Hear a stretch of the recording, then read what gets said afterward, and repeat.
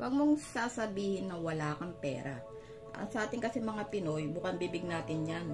Lalo na pag may binibili, may dapat o kailangan gastusin o pagkagastusan.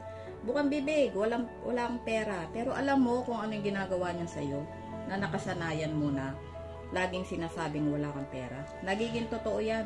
Kasi kung ano yung lagi mo sinasabi, yun yung nagiging totoo mo. At yung nagiging totoo mo, yung reality mo, yun talaga ang mangyayari sa'yo. Pag sinabi mong wala kang pera, hindi ka tuloy nakakapag-isip at nakukontento ka na wala kang pera.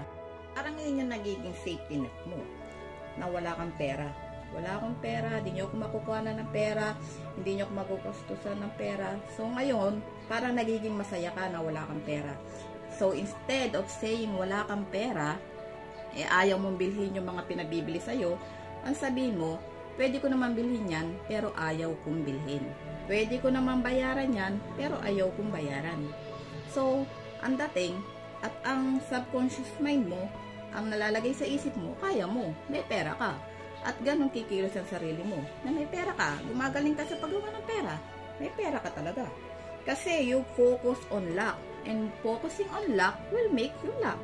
Mawawala talaga yan if you focus on abundant na meron at I can, I have.